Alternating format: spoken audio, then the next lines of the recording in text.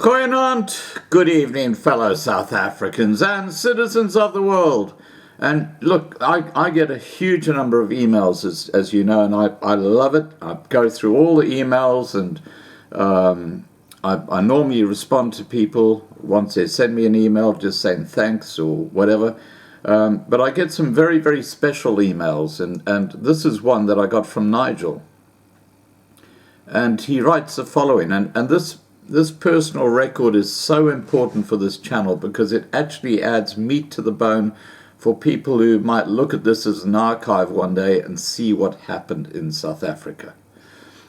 Okay, Nigel writes, I'm the product of the dismantling of two countries.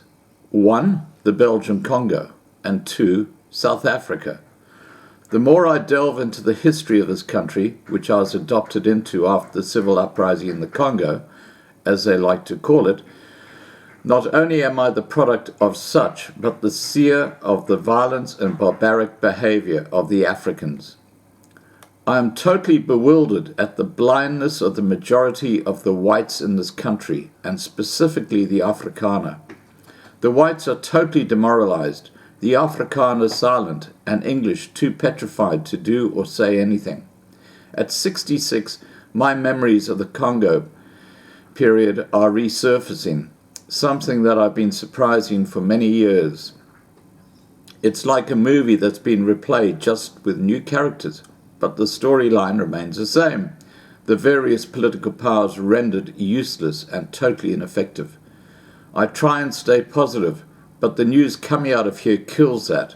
It has been replaced with despair and anger and sadness, all mingled into a pot of burning desire to pass away from a heart attack. Has humanity become irrelevant? Do we perhaps not be consumed by fire from heaven? My wife of 46 years is in crisis with breast cancer, which she is in the very last stage of, and is withering away as we can't afford medical aid. Why, you may ask, did she leave it so late? For fear of the state hospitals. In the end, I forced her to go and at least try and not to give up. But the treatment provided complete lack of support to her condition. The structure of the hospitals is dismal. The majority of the staff actually care less, though the doctors and professionals try their best. I'm pulled by different opinions, feeling that succession would be the best route to follow, though in its infancy I'm hoping that it'll grow. On the other hand, having seen and experienced the Congo, the behavior and language follows the same pattern as the Congo and in many ways Zimbabwe. It seems to me that outright civil war is the only way, and it is the minorities should be strong enough to conquer these barbarians, set up an independent country for them, and regulate those who are oppressors to their rightful place. I call them the oppressors for the simple reason that the very Constitution, unless a piece of paper, is, and it has been completely subverted.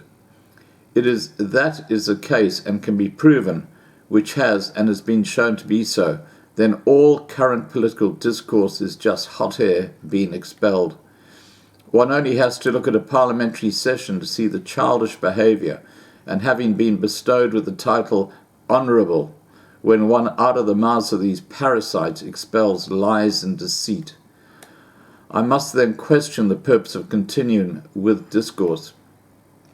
I have the ability to leave, but do not have the means to do so, or sustain myself, as my pension is not transferable. If I do not have a wife, then I would, as I can sell all my assets and leave. My brother lives in Perth, and I could get in quite easily. The hindrance now is, of course, my good lady, being sick as she is. The other spanner in the works is I have my sons and the family here, and beg them to leave, but they are more positive that a solution can be found. I have managed to persuade them to apply for their British citizenship, which they are in the process of doing now. I'm not asking for anything, just a shout out, as today I feel very vulnerable, and when the shit hits the fan, I have no ways of protecting myself or my family. I would rather be killed, having at least have the ability to protect myself. Also, I find it hard that there seems to be a lack of understanding when all the good folk you interview don't seem to realize that maybe we should all arm ourselves in some sort of manner, either with bows and arrows or crossbows. If you've read to here, thanks. Well, Nigel, I really appreciate your email.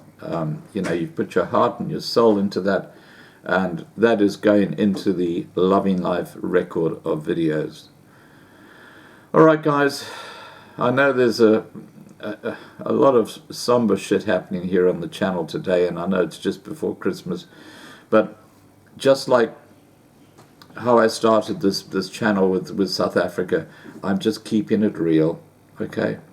Please remember to subscribe to be kept informed, ring the bell for the updates, please like this video, please share this video, and above all, stay safe.